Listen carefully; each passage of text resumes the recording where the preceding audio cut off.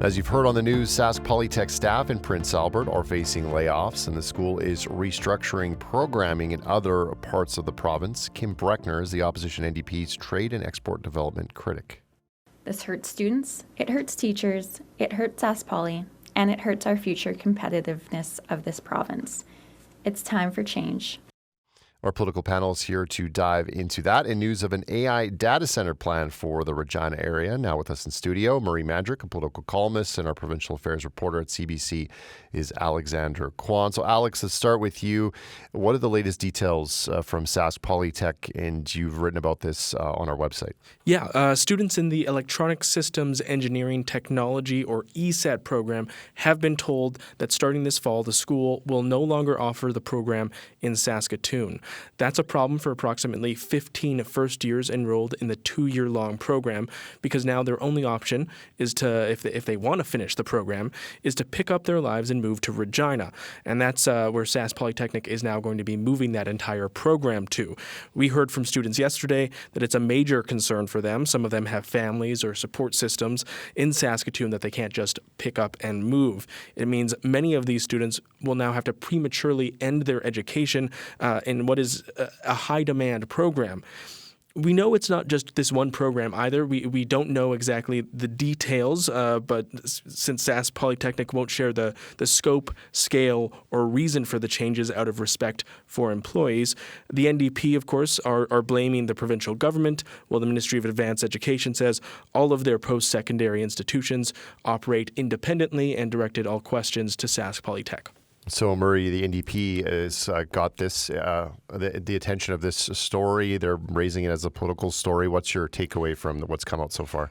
It's untenable and bungled to basically be moving a program halfway through delivering it in a community to individuals that have established their education plan on being in that community for 2 years. And it's even more untenable and ridiculous that a publicly funded institution like Sask Polytech can't tell us what they're doing and what their plans are. Now, all that is very wrong. I think we have to look at it from a bit of a broader perspective, though, because we are dealing with budget situations. We are dealing with a public institution that has to be accountable to taxpayers, not just in what they're doing, but in how they spend. I get that it's great NDP fodder and the NDP are going to have a heyday over the way this is, particularly the way this has happened. Unfortunately, though, this is the same NDP government that's basically complaining about how much we're spending as a government, and thus implying that we need to cut back someplace. We actually do need to cut back someplace, and we do need to find efficiencies. Obviously, we actually have to know what's going on and how they're going to be properly delivered, and we need that from both governments. Advanced education isn't telling us anything more than Sask Polytech, and this ridiculous notion that we should be governed by whatever statement the government chooses or not chooses to put out is just once again untenable.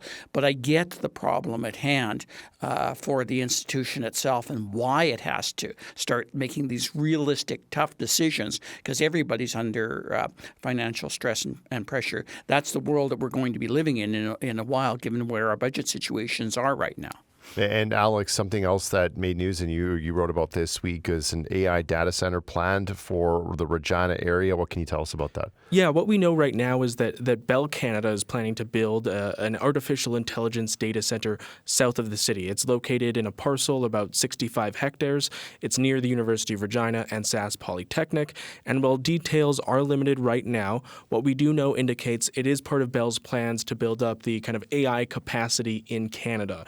It has the potential for a large workforce. The rezoning application that we found filed with the RM indicates that there's going to be more than 300 parking stalls, so that indicates that they are planning for a significant workforce. It will also feature an unspecified number of buildings with a capacity of 50 megawatts each. So this is going to be a potentially large facility as well.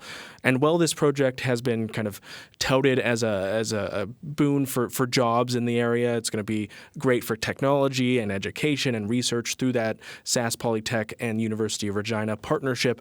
Not everyone is, of course, happy about this proposal. Neighbors in the surrounding land have raised concerns about noise. They've raised concerns about water usage. Many of the area in the land in that area is used for agriculture, so that is, of course, a major concern.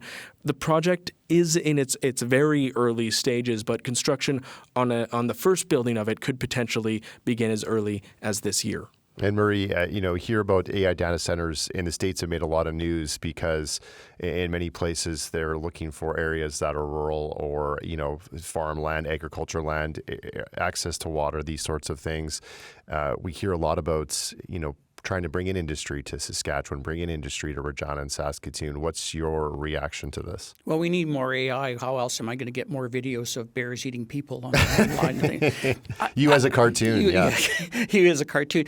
I would be cynical about this if it was just AI because there are so many problems that you cite with AI. Are we using it properly? Is it really a great expenditure of human and other resources when this is the end result? What do we really need? But beyond that, I've watched politics. This is an old man story again. Once again, you'll get a lot of that from me as being an old man. That's what I'm here for.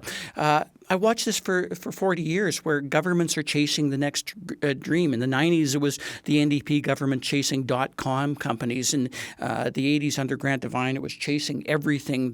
What's the next best thing? What's the best industry that we can sort of build? Is it automotive? Is it anything? With little thought that maybe these things just don't work in a place like Saskatchewan, maybe in a place where there's not that population base, where there isn't a technological base. It's pretty hard to start from scratch to build an industry. It always sounds good right off the bat, and it always sounds like the next great thing. There's going to be 300 parking stalls. Alexander's story was a great story, and I'm glad we got it. But I will make the observation that it seems to be happening in the RM of Sherwood, where they tend to be chasing all these next great things for the RM, because that's what the governments are always doing, is chasing the next great thing. And by the way, it doesn't really matter what stripe of government. This is what governments do. They have this idea that there's some industry out there, some future thing, some next thing that's going to create this huge job boom that they can sell, et cetera, et cetera. And often it doesn't work. Often it just kind of falls flat on its face as it happens. So I'm obviously very cynical about this, even if it wasn't an AI thing. So let's just see how this actually works out, and let's see a plan here in a little bit more detail, before we start investing public resources, government money, and our own resources that we need to have in terms of water, sewage, everything else. And Alex, the NDP were raising concerns about hallway medicine this week. What's the latest on this? The NDP held a news conference this week pushing pictures shared with them by a healthcare worker. The images were taken this week at St. Paul's Hospital in Saskatoon. And in the photos, patients can be seen crammed into portable beds at an area that was once used for registration. It was once an outpatient department. Now, this is just the latest in a series of news conferences from the NDP, where they've really focused on this issue, this topic of hallway medicine, and how much of a problem and an increasing problem it is in Saskatchewan. They are, of course, calling the province to fix this issue, and they're calling the province to do better.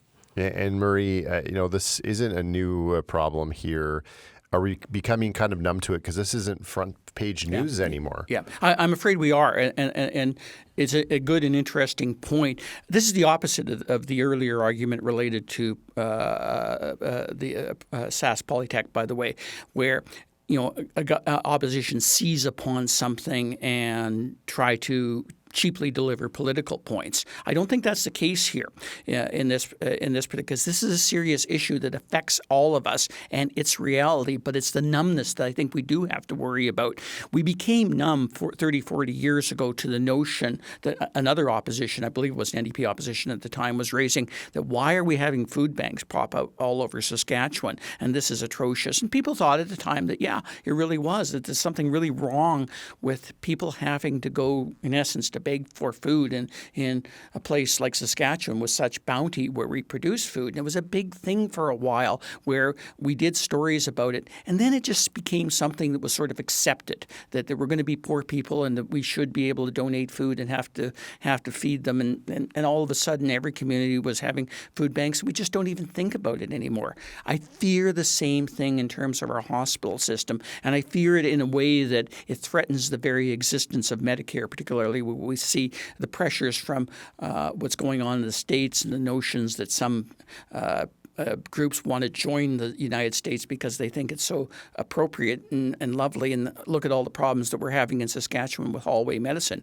Well, we do have problems in Saskatchewan with hallway medicine. We can't be numb to it. We need to start addressing it within the confines of our own publicly funded health system and deliver that, because if we can't at least deliver sort of issues related to this, we do see a threat to our entire health system, and there's a huge cost to that, both in pocketbooks and the health of our community. We really do need to be delivering this, and I kind of fear that the more we almost write about, the more people say, well, it's just the opposition raising it. No, it's not. This is a serious issue that it will affect you if you wind up in hospital. We don't all do that on a weekly, daily basis, wind up in emerge wards and in the hallways. But when we are, this is something that we might encounter, and it's something that we need as a community to basically understand that we have to address. Murray, Alex, thank you so much. Very welcome. You're welcome. That's Murray Mandryk, a political columnist, Alexander Quon, the provincial affairs reporter here at CBC Saskatchewan. They're part of our weekly panel. Let's have you have your say. Let us know what you think about these issues. Morning edition at cbc.ca.